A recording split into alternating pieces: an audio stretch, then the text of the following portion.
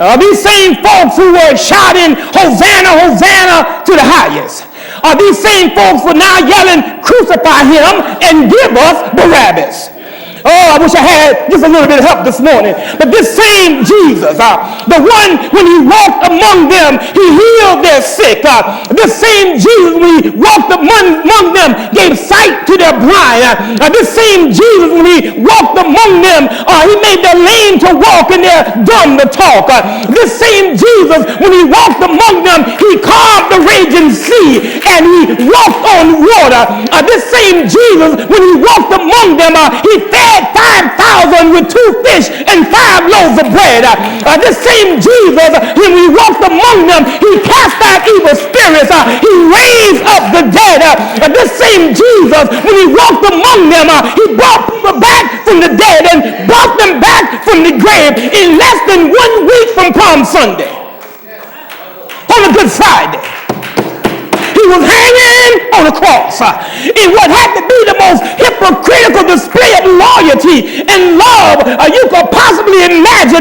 These same folks who cried, Hosanna, Hosanna to the highest, just a few days earlier were the same folks that now despise him, the same folks that now cursed him, the same folks that now spit on him, the same folks that now accuse him of breaking the law and putting him on trial. I'm just trying to paint the picture for you.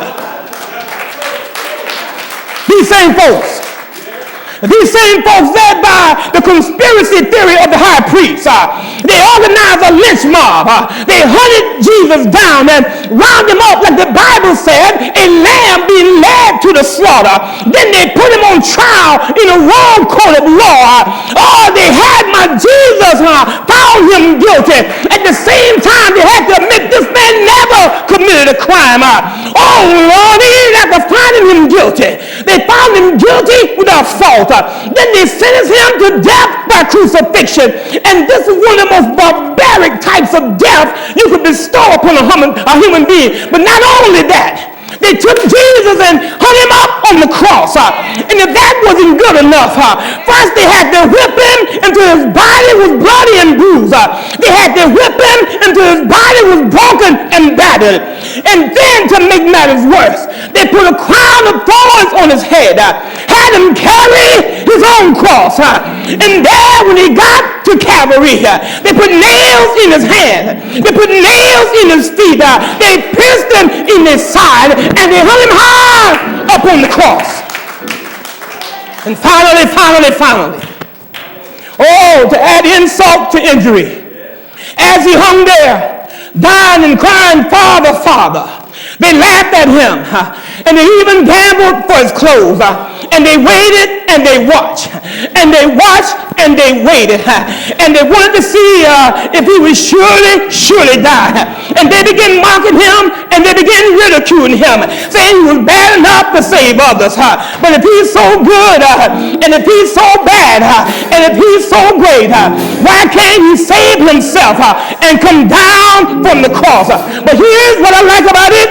I'm so glad he didn't come down, because if Jesus had come down, my hope would be lost.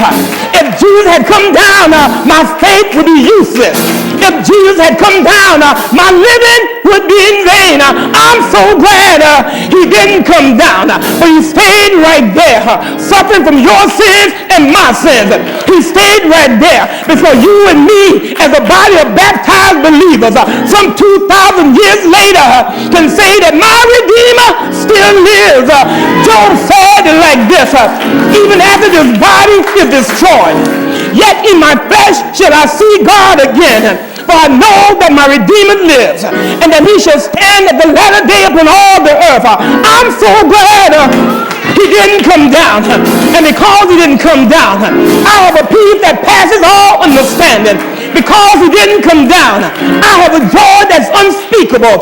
Because he didn't come down, I have a hope that's built on nothing less but his royal blood and his righteousness. I'm so glad he didn't come down. Because he didn't come down, I don't have to have fear in my life. Because he didn't come down, I can walk with my head lifted up, realizing that my victory resides in the fact that he stayed on the cross. I'm so glad he didn't come down, and that he stayed right there, and he became sin for the entire world. If you're glad he didn't come down, you ought to shout glory. You ought to shout glory. You ought to shout glory. Oh, he didn't come down. He demonstrated that he is the resurrected power that conquered death. He is the resurrected power that conquered the grave after being crucified, after being buried in a tomb. Death couldn't handle him, and the grave couldn't hold him. When he went up on that cross, he was already victorious. And when he didn't come down, he showed that he could rip the sting out of death. And at that very moment, death was swallowed up in victory. Isaiah said it like this: surely he has borne my grief, carried all my sins away. Yet we did not esteem him stricken, but he was smitten of God and afflicted. But here's what I like about the whole story. Isaiah said he was wounded for my transgression, he was bruised for my iniquities, and for the chastisement of my peace rest on his shoulder. And with his stripes, I'm here today. I'm here today. I'm here from sickness. I'm here from sadness. I'm here from loneliness. I'm here from brokenness. I'm here from despair. I'm here from depression. I'm here from hurts. I'm here from pain. I'm here from sorrows. Oh, I'm so glad he didn't come down. That was John on the island of Patmos. And John said, I saw a vision. And when I saw him, I fell at my feet as dead. And he laid his right hand upon me, saying, fear not, I am the first and the last. I am he that liveth and was dead, but behold, I live forevermore. And now, I have the keys of hell and death in the palms of my hand. Oh, death, where is your sting? Oh, victory, where is your grave? Jesus is risen from the dead, and I'm so glad he didn't come down. But on the third day, he got up. On the third day, he got up. On the third day, he got up. And when he got up, he had all power in his hands. I'm so glad he didn't come down. He got up with victory. And because you and I are aligned with him through his spirit, we too hold victory in the palm of our hands. In every situation you encounter, your hope is already reassured. Because he is larger than your circumstances. He is bigger than your troubles. He is the great mountain mover. He's a great problem solver. When you fall down, he'll pick you up. When you're dry, he'll fill your cup. His strength is made perfect in your weakness. His grace is sufficient for all your needs. And when you're feeling faint and weary, Jesus will give you power. Somebody say power. Power. He'll give you power to realize that you're more than a conqueror. Therefore, you ought to take pleasure.